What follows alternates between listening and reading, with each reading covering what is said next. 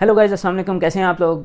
उम्मीद है कि ठीक होंगे। अच्छा गाइस, सबसे पहले तो बहुत बहुत शुक्रिया आपके पॉजिटिव कमेंट्स का। पॉजिटिव आपने जो मेरा रिस्पांस दिया मेरी वीडियो के ऊपर, उसके लिए मैं आपको बहुत बहुत शुक्रगुजार हूँ। और आप आगे भी मेरी वीडियोस को इसी तरह से देखते रहिए। आप उनको लाइक कीजिए, कमेंट कीजिए और मेरे चैनल को ज़रूर सब्सक्राइब कर लीजिए और वीडियोज़ आप पूरी देखा करें। इंशाल्लाह ताला जो है वो आपके इल्म में भी इजाफ़ा होगा और आपको मज़ा भी आएगा, पसंद भी आएंगी। तो आज का जो यूट्यूब का हमारा टॉपिक है वीडियो का, वो है यूट्यूब बैन। अब ये अभी बैन हुई नहीं है, लेकिन आपने पहले भी इसके बारे में काफ़ी वीडियोस देखी होंगी, जिसके लिए हमारी सुप्रीम कोर्ट ने वेडनेसडे वाले दिन 22 तारीख को ये वार्निंग दी थी कि हम यूट्यूब को बंद कर देंगे। बंद किया नहीं था, सिर्फ वार्निंग दी थी। तो अब उस वार्निंग का क्यों दी, कैसे दी, क्या वजह थी, ये सब कुछ तो आपको पता है, न्यूज़ के अंदर भी आता है सब कुछ। तो मेन जो चीज़ है मैंने आज इस टॉपिक पे बात करनी वो है कि इसका इफ़ेक्ट क्या होगा पाकिस्तान में, हमारी आवाम पे, हमारी इकॉनमी पे। तो उस इफ़ेक्ट के बारे में मैंने बात करनी थी। अब सबसे पहले तो ये कि जब ये न्यूज़ मुझे मिली तो मुझे इस चीज़ का काफ़ी दुख हुआ कि हमारा पाकिस्तान ऑलरेडी, आप लोगों को पता है कि टेक्नोलॉजी में कितना पीछे है।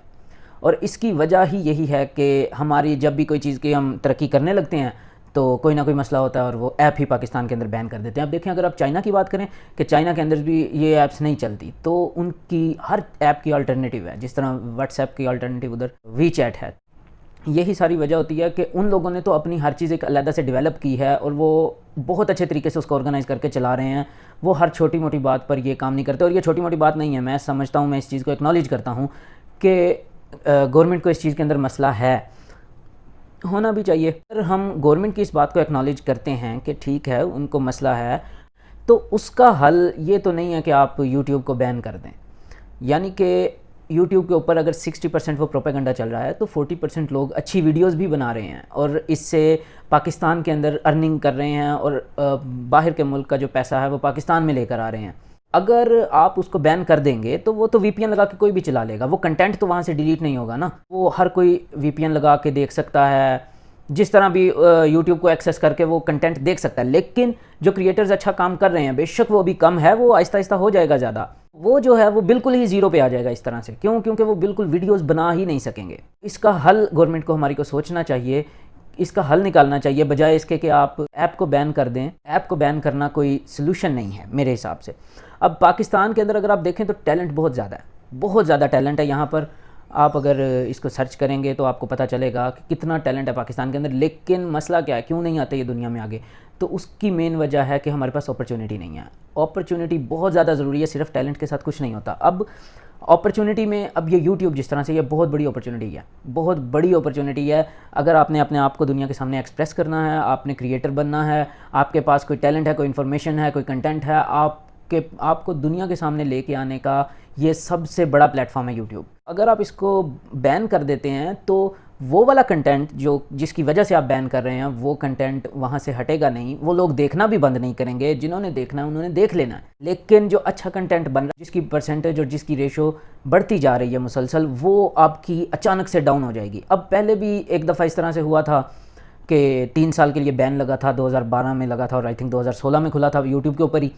तो उस वक्त क्या हुआ कि उस वक्त टेक्नोलॉजी बहुत तेज़ी से तरक्की कर रही थी। तो ख़ासतौर पे टेक रिलेटेड चैनल्स और बाकी भी चैनल्स काफ़ी सारे वो बाहर के मुल्कों वालों ने बना लिए, हर किसी ने बना लिए। सिर्फ पाकिस्तान उसमें पीछे रह गया। और वो क्यों रहा?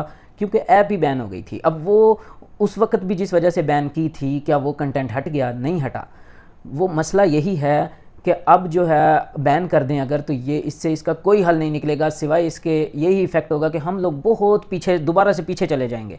फिर पाकिस्तान की वीडियोस कोई बाहर का क्रिएटर नहीं देखेगा, बाहर की आवाम नहीं देखेगी अगर बाद में ये अनबैन हो भी जाती है तो। क्योंकि पाकिस्तान का एक इमेज होता है, तो उनका इमेज यही, आप जिस भी कंपनी ने अगर इन्वेस्टमेंट करनी है वो कहते हैं इनका तो कोई सिस्टम ही नहीं है, ये हम इधर लेके जाएंगे, क्या गारंटी है कि ये बैन नहीं कर देंगे थोड़ी देर बाद हमारी इस प्लेटफॉर्म को या हमारी इस ऐप को या हमारी इस प्रोडक्ट को, जो भी चीज़ है। इससे हमारी इकॉनमी का बहुत ज़्यादा नुकसान होगा। इकॉनमी का बहुत ज़्यादा नुकसान इसलिए कह रहा हूँ क्योंकि ये इकॉनमी आहिस्ता आहिस्ता अब ग्रो करनी है, जब ग्रो करनी थी वो नहीं करेगी, तो उसका भी नुकसान होगा।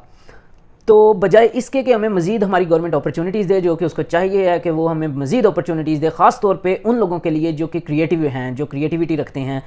आम लोग बहुत ज़्यादा अवेलेबल होते हैं हर जगह पे पूरी दुनिया में, लेकिन मुल्क वही तरक्की करता है जहाँ पे क्रिएटिव लोगों को अप्रिशिएट किया जाता है, उनको मज़ीद अपॉर्चुनिटीज़ दी जाती हैं। मैं ये चीज़ को एक्नॉलेज करता हूँ कि हमारी गवर्नमेंट ने कुछ ना कुछ सोच कर ही ये स्टेप लिया होगा या इसके बारे में सोचा होगा कि हमें ये कर देना चाहिए, इसको बैन। मैं इस चीज़ को एक्नॉलेज करता हूँ, लेकिन हमारी गवर्नमेंट को भी समझना चाहिए कि बैन करना सलूशन नहीं है। हमारी गवर्नमेंट को ये समझना चाहिए कि पाकिस्तान का इमेज अच्छा नहीं जाएगा बाहर। हमारी गवर्नमेंट को ये समझना चाहिए कि अगर हमने इसको बैन कर दिया तो बुरा कंटेंट यहाँ से नहीं हटेगा, लेकिन अच्छा कंटेंट ख़त्म हो जाएगा।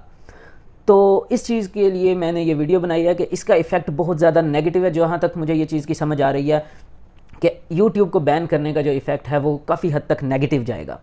अभी जिस दिन मैं ये वीडियो बना रहा हूँ तो पबजी जो है अनबैन हो गई पाकिस्तान से, ठीक है। तो पबजी अनबैन हुई है, मुझे इस बात की बेहद खुशी हुई है। क्यों? क्योंकि मैं पबजी के ख़िलाफ़ नहीं था, मैं पबजी के साथ भी नहीं था, मैं पबजी खुद नहीं खेलता, लेकिन एक चीज़ को ऐसे ही बैन कर देना, मतलब उनके पास अपनी रीज़न्स थी, हर चीज़ थी, लेकिन आखिर कोर्ट ने भी कुछ ना कुछ सोच के डिसीजन दिया इसको अनबैन करने का।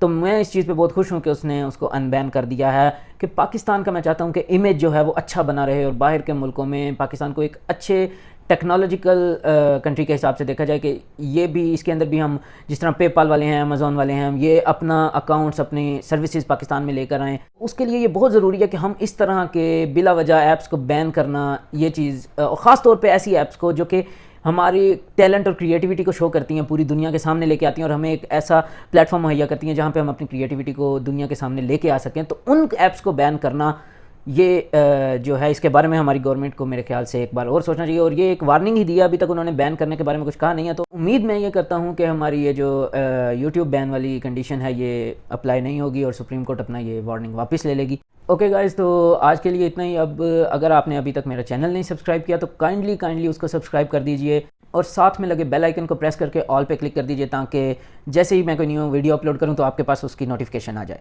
इसके अलावा आप मेरी वीडियो को लाइक भी कर दें, कमेंट्स भी ज़रूर करें। आपके क्वालिटी कमेंट्स और आपकी सजेशंस मुझे चाहिए, जो मेरे लिए भी बहुत ज़रूरी हैं। आप इस तरह के कमेंट्स करें, मुझे सजेशंस दें कि मैं अपनी वीडियोज़ को मज़ीद बेहतर कैसे बना सकता हूँ।